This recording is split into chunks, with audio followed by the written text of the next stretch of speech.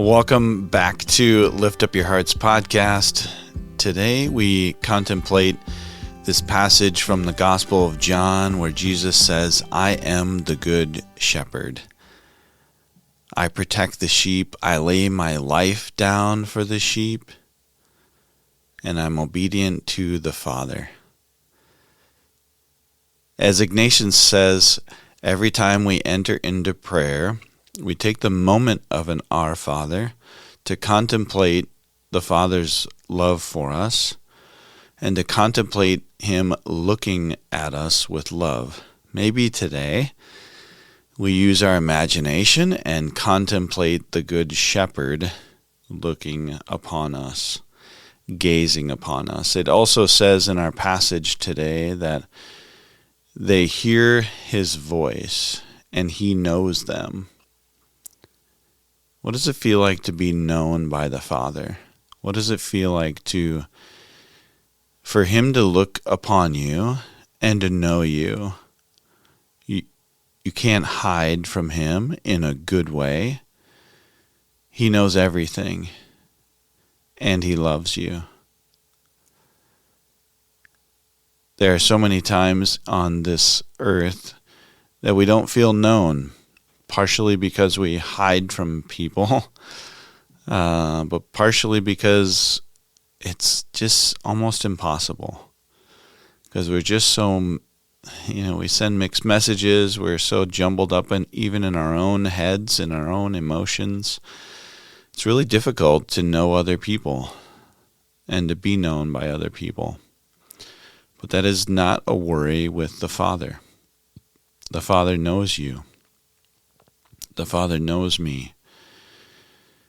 He knows every little movement of my heart. Everything that brings me joy, everything that brings me sadness.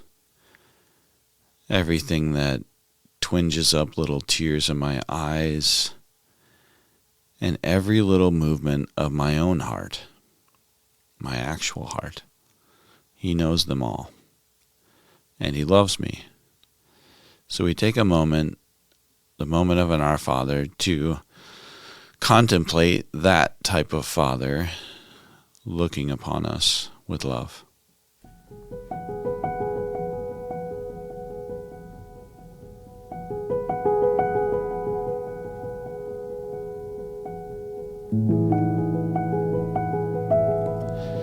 With that in mind, we enter into the Scripture.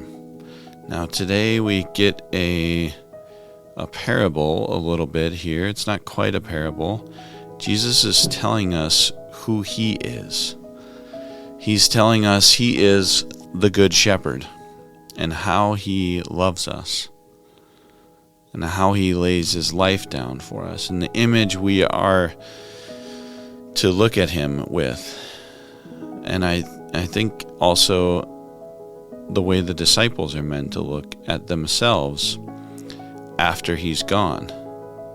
If you're meant to follow Him, you're meant to be like a good shepherd as well. To lay down your life, not to run and flee from the wolves, and to know the sheep, and to love the sheep, and to give your life away freely for them. To give your life away freely for the people. So, the Gospel of John is a little more theological at times and jumps around a little bit, kind of chronologically. So we're here in the season of Easter, and that's okay. And we're hearing kind of in the middle of this Gospel, Jesus talking to His disciples about who He is. Imagine them, they're kind of wondering. And we even see right after this the Jewish leaders saying to Him, why don't you just come out and tell us that you're the Messiah? And so, the disciples certainly would have had faith that He was, but this is before everyone else is kind of catching on to this message. So let's dive right into the Gospel of John, chapter 10, verses 11 through 18.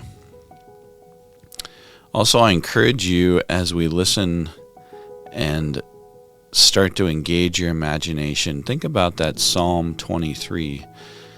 If you want, you can go listen to me do a contemplation of that psalm. It's really a meditation of that psalm. And think about that too. Lord, you are my shepherd. I shall not want. You lay me down in green pastures. You give me repose. You love me. You care for me. You guide me. You know all about me. Think about that as the Good Shepherd as well. So we're here, John 10:11 through 18. Jesus said, I am the Good Shepherd. A good shepherd lays down his life for the sheep. A hired man who is not a shepherd and whose sheep are not his own sees a wolf coming and leaves the sheep and runs away. And the wolf catches and scatters them. This is because he works for pay and has no concern for the sheep. I am the good shepherd, and I know mine, and mine know me. Just as the Father knows me, and I know the Father. I will lay down my life for the sheep. I have other sheep that do not belong to this fold. These also I must lead, and they will hear my voice, and there will be one flock, one shepherd. This is why the Father loves me, because I lay down my life in order to take it up again. No one takes it from me, but I lay it down on my own. I have power to lay it down, and power to take it up again. This command I have received from my Father.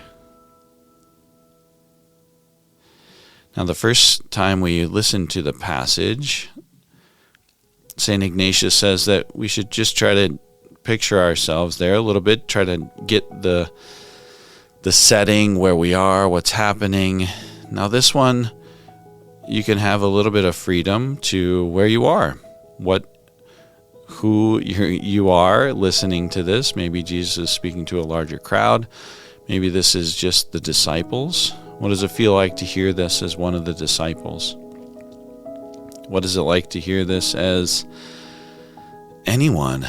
What is this like to hear just as your own today and struggling with whatever you're struggling with, whatever you're going through in your life, to hear Jesus tell you that he's the good shepherd, that he's got you, that you can be one of his sheep, that you can just let him be there with you,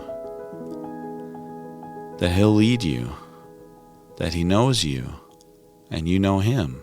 There's one thing that struck out to me is, I know mine and mine know me.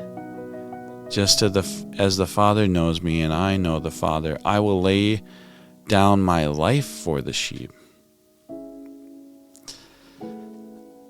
I know that a good shepherd would, protect the sheep from wolves. I don't know if he would lay his life down for them, though. I can imagine as one of the disciples, Jesus saying this and it being a little bit like,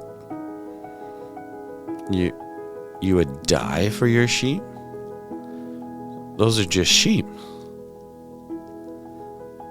And Jesus is saying, yes, and you are even more than sheep. I know you. I invite you to know me as well, to become my sheep. I just hear Jesus as one of the disciples. I hear Jesus kind of guiding me. I feel a little lost, just trying to figure out what's going on.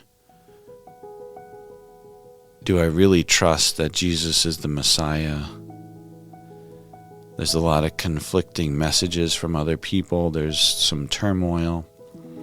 They're starting to question him. He's starting to gain a little popularity. And I just feel very comforted by Jesus saying this. That He's going to lead in a completely different way. He's going to go in front. He's going to lead, not with a whip, not with a crook. That's what they call the bishop's thing, the little crook at the end. That's really to kind of grab the neck of the sheep and move them. It says, I'm going to lead you. And I know you. I think that's the biggest thing that sticks out to me is as I sit there as one of the disciples to hear Jesus say, I know you. I know you. And I invite you to know me as I know the Father. And the Father knows me. And you know what? I'm going to lay my life down for you as well.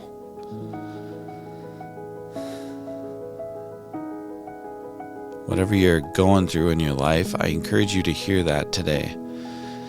I encourage you to hear Jesus say that to you, wherever you are, wherever your journey with Him is.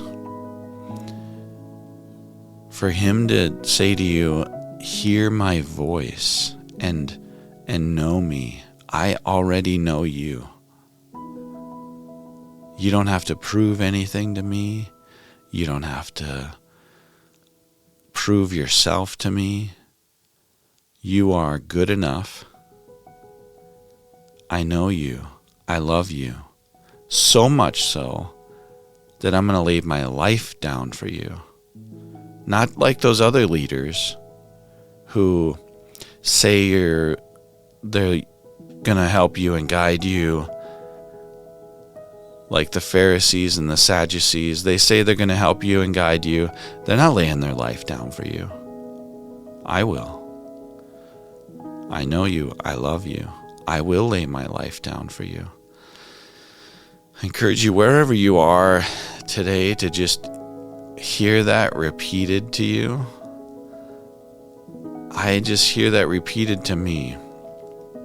Throughout the rest of this week and next week, I know this episode's coming out on Saturday. It's a little late. I apologize. I'm not going to let this podcast interrupt my sleep and my family life, so it's coming out a day late, and that's okay.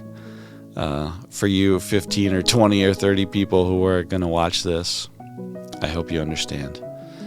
I encourage you, as I'm going to the rest of this week, is to just hear those words repeated in my head. I know you. I invite you to come spend time with me and know me. If your church has a adoration chapel, sit there with the Good Shepherd this week. Imagine him saying those words to you. I know you. You don't have to put on a show for me. I know you. I love you, who you are right now. I may be encouraging you to step out of some sin that you're living, but I know the depths of your heart. I know you more than anyone else. I encourage you to stick with that prayer this week. And I'll be praying for you. Please pray for me. I will see you next week. God bless.